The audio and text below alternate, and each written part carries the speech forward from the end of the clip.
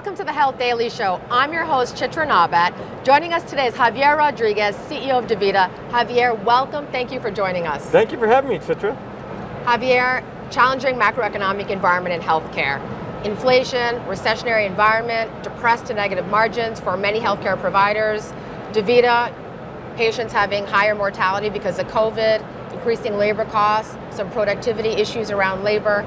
How do you navigate to stability, if you will, and then your top three drivers to progressing to growth?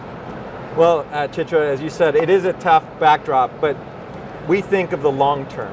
And so we don't get stuck in these challenges, but rather we think of our patient population, how will we care for them now, but more importantly, how will we take care of them into the future? So we're all focused about our caregivers, our patients, and how we surround them to take care of them.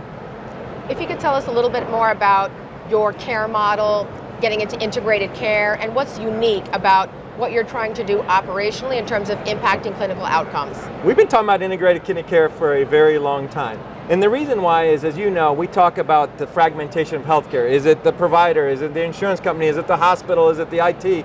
And what we want to do is say our patient population is unique enough that we can take care of the entire continuum, from education to diagnosis to models of care. So we're going to take from end to end instead of point to point solution, which I believe to be part of the problem with healthcare. We are all focused about taking care of the patient from the beginning all the way to the end.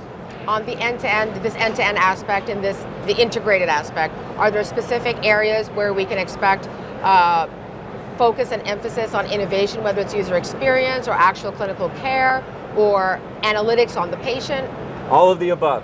When you have to weave the transitions of care together, you have to take care of all that. So the first thing we have to do is the right analytics so we can have the right intervention. But then I think what people really forget is that it's human care, right? This is not about a model. It's about a model that tells you who you have to actually take care of and do the right intervention.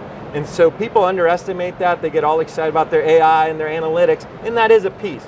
But at the end of the day, what really matters is, do you actually change the care so that your patients can have a better quality of life?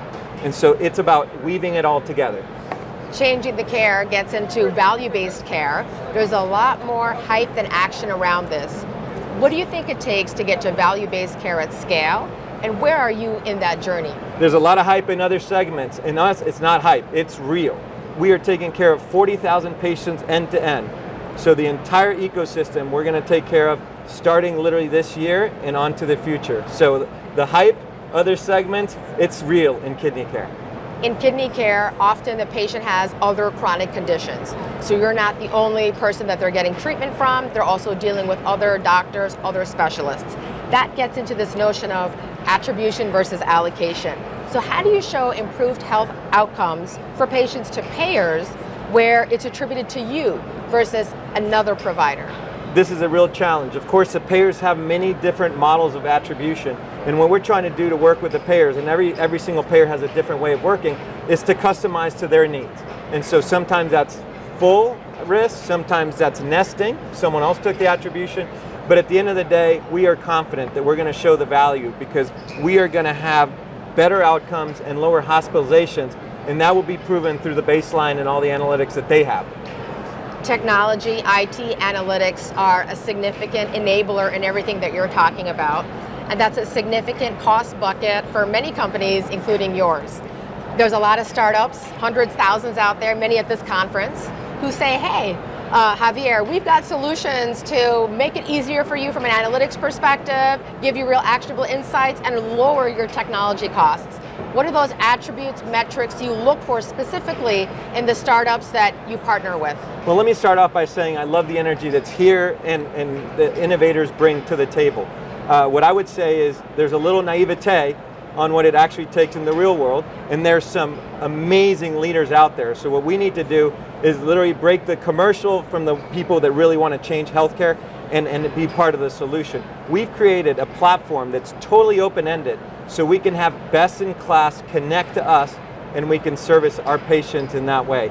So it's an exciting time for us, and the real challenge is to see who are going to be the winners and who are going to be the people that are just selling a little novel concept that is narrow and doesn't see the end-to-end solution that we've talked about. So you talk about winners. A lot of the companies out there, most of the companies in healthcare are tech-enabled services.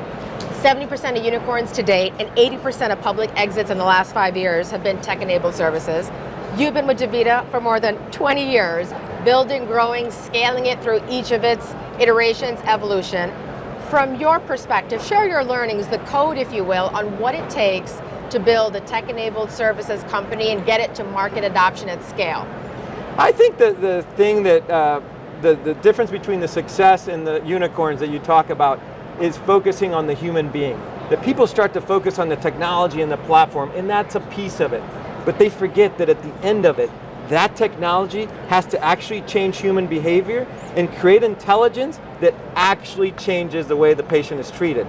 And many just sit there and get enamored with their stack and their platform and their AI and analytics and fail to see that it's hard to use in the actual site of care. Leadership. In life and career business, there's rules, norms, codes on how things are done. Where have you been a code breaker in life or business, and how did you do it? I don't know about code breaker, but at the end of the day, I do believe humor is a spice of life, and that we have a lot of complexity in our life. So I kind of break a code a little, make some jokes to bring a little levity to life. But more than anything, I don't like to think of myself as a code breaker, but rather as an enabler. That I love people and I like to see people thrive in whatever they do. And so my job is to actually look at the skill sets and make sure that we have the best players on the field so that they can thrive, and that just totally energizes me. Javier, thank you so much for joining us. Thank you for having me.